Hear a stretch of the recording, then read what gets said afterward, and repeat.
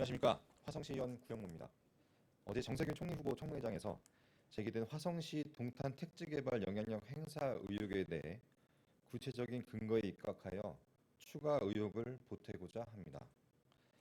어제 김상현 의원이 청문회에서 제기한 동탄 택지개발 영향력 의혹에 대해 정세균 후보자가 언급한 10년 정치 동지인은 신 전 의원 배임 혐의는 빙산일각에 불과합니다.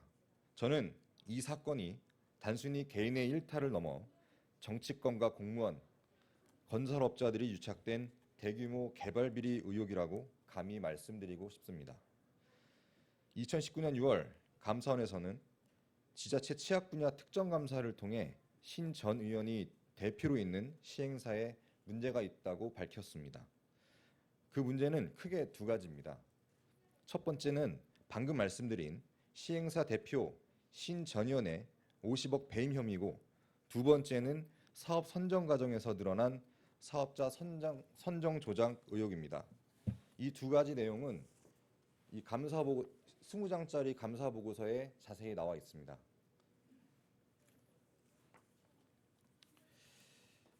동탄 택지개발 사업 시행자 공모에 참가한 컨소시엄 사업자는 신 전 의원 측이 대주주로 있는 B 컨소시엄과 A 컨소시엄으로 총 두 곳이었습니다. 화성도시공사는 사업자를 선정하는 과정에서 동탄 택지개발 사업에 보다 적합한 조건을 갖추고 있는 A 컨소시엄이 아닌 신 전 의원 측 컨소시엄이 수탁받을 수 있도록 평가 점수를 임의로 변경 조정하는 등 사실상 조작했고, 결국 최종 사업자가 뒤바뀌는 어처구니 없는 일이 벌어졌습니다. 이 업체 선정 결과 첨을 보시면 최초의 도시공사 평가 점수에는 점수가 B 컨소시엄, 즉 신 전 의원 컨소시엄이 선정이 됐지만 감사원에서 평가 지침서 재평가를 한 결과 업체가 뒤바뀌는 것을 볼 수가 있습니다. 신 전 의원이 대표로 재직한 시행사는 부동산 관련 사업 경험이 전무한 해당 분야의 신생 법인이었습니다. 이에 대한 근거는 신 전 의원이 시행사의 법인 등기부 등본에 자세히 나와 있습니다. 등기부상에 개발업에 대한 업태를 추가한 날짜가 해당 사업 공모 시기와 딱 맞아 떨어집니다. 이에 대해 감사원도 애초에 지침대로 평가하면 좀 전에 말씀드렸다시피 B 컨소시엄이 아닌 A 컨소시엄이 선정돼야 하는 것이 맞고, 화성도시공사의 평가 점수 임의 조작으로 인해 동탄 택지개발 사업자가 뒤바뀌었다는 내용을 감사 결과에서 밝혔습니다. 그러나 이러한 비사실이 있음에도 불구하고 이를 누가 지시했는지 색출은커녕 사정기관의 내사조차 이루어지지 않고 있으며 화성도시공사의 관리 책임자인 화성시는 여전히 묵묵부답입니다. 일각에서는 신 전 의원의 개인 일탈로 사건을 마무리하려는 전형적인 꼬리 자르기식 수사가 아니냐는 비판이 나올 정도입니다. 결국 이 사건은 유야무야 은폐되고 있고 해당 지역 주민들은 크게 분노하고 있습니다. 그래서 저는 지난 10월 시민단체 및 해당 단지 입주자 대표와 함께 이 자리에서 관련 사항에 대한 기자회견을 진행했습니다. 그러나 일개 기초위원회 외침으로는 이 사건을 공론화시키기엔 한계가 있었습니다. 대검찰청에 제출된 1,400여 명 시민의 서명이 담긴 수사촉구 진정서 또한 마찬가지였습니다. 그러나 결국에는 사필 규정입니다. 이 사건이 국회 청문회에서 다시 조명되어 천만다행이라고 생각합니다.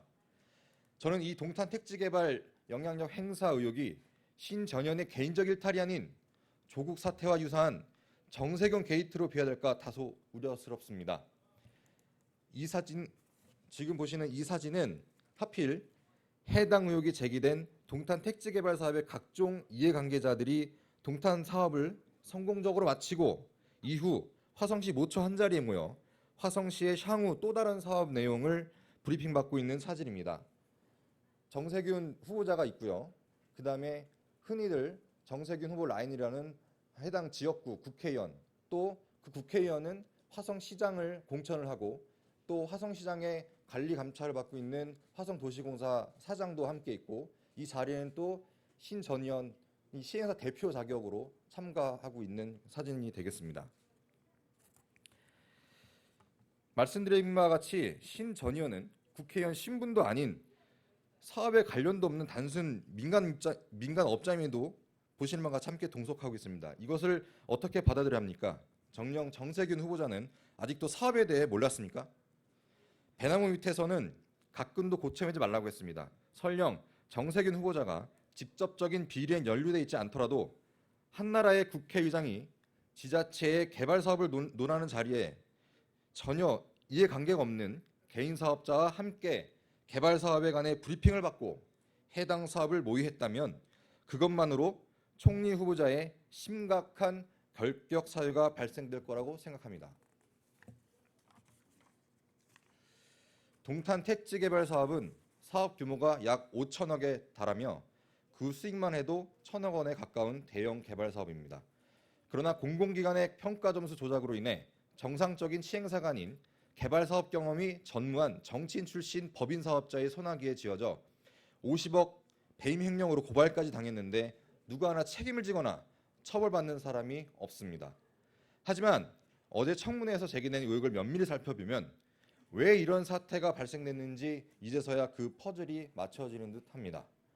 살아있는 권력이 뒤를 봐주는 화성시의 권력형 비리, 화성 시민이 세금을 지키는 시의원으로서 저는 이 합리적인 의심을 끝까지 파헤쳐 보려고 합니다.